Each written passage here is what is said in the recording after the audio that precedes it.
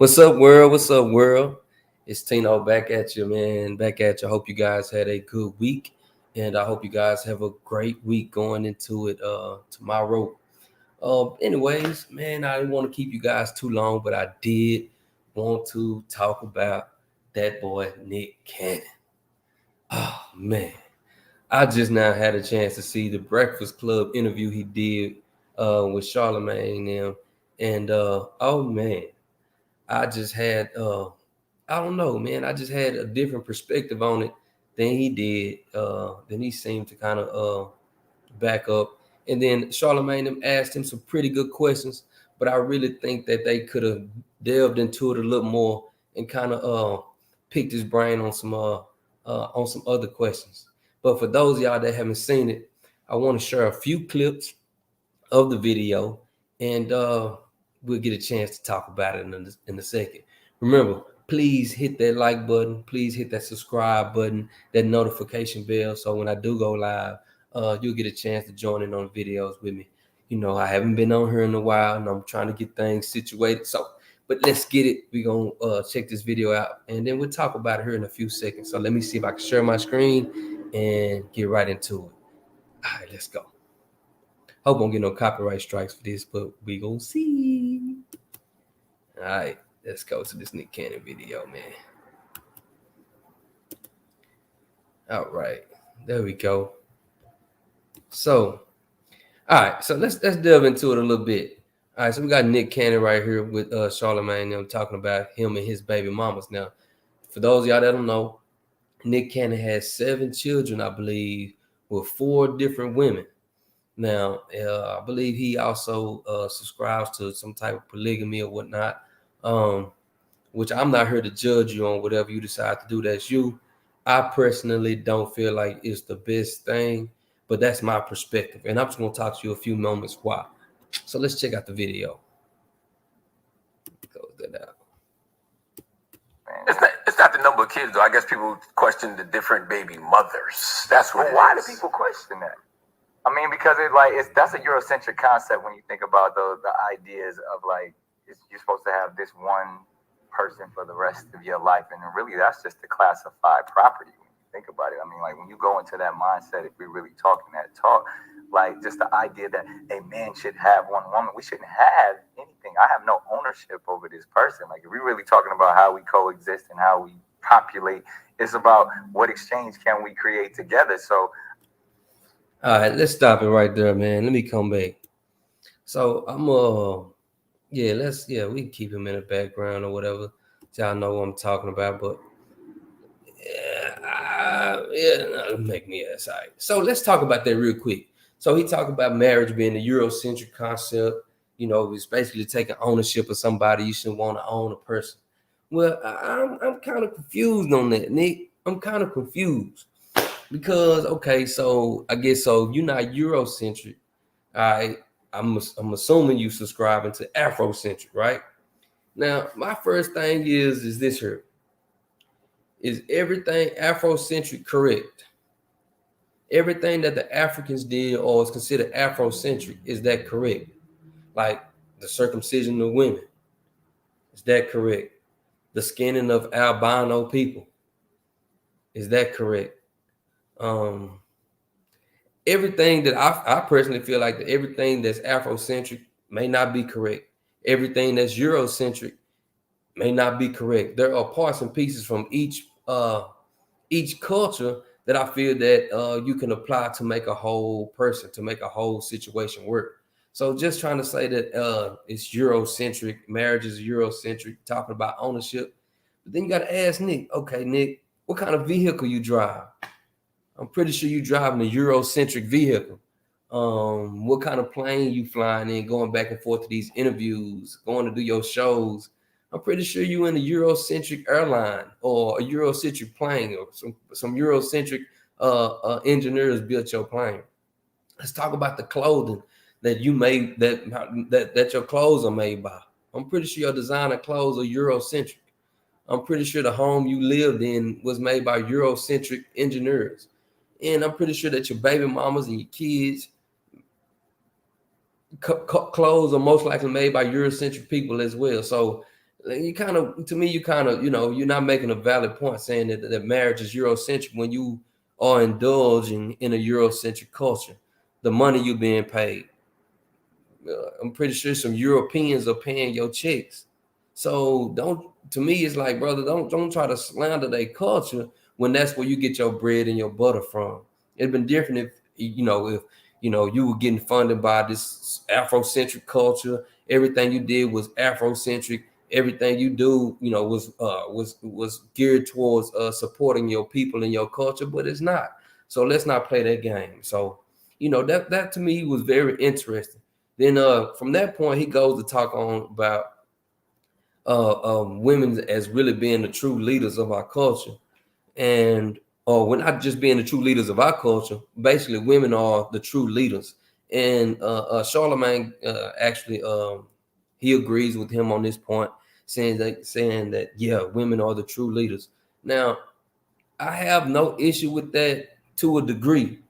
But most of the strong women that I know, they talk about Oprah, they talk about Rihanna, they talk about these people. But first of all, just because you make a lot of money doesn't make you right. Just because you make a lot of money does not make you right. So for him just to say that, these wealthy women are better leaders, or supposed to be leaders because they make a lot of money, doesn't necessarily make them right. So I didn't really necessarily like that concept. And then most of the strong women that I know, they got their game from a man, and they learn from their fathers, and that's why they're able to be good leaders. And not saying that all women that are good leaders learned that way, because you got some women who learn from their mothers and this, that, and the third, and are able to be able to apply that game or that knowledge to be able to lead themselves. But a lot of the women that I know personally, they got their game from their fathers and their grandfathers, and that's why they're able to step into a male-dominated world and be so successful.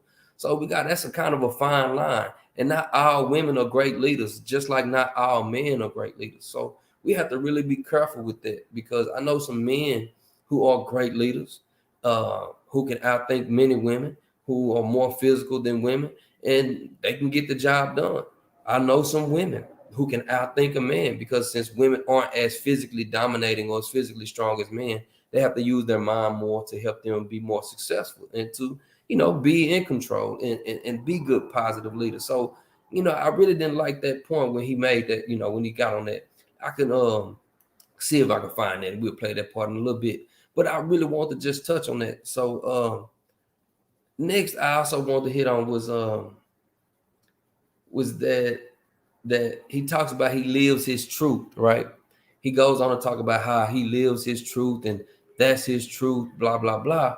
But at the same time, brother, when you was put your video out on your podcast talking about the Jewish people or whatnot, you hurry up and took that down. But if that was your truth, why did you take it down? I mean, you folded, bro. I mean, so if you feel like, oh, this is my truth, XYZ, this is how I feel, then so leave your truth up there.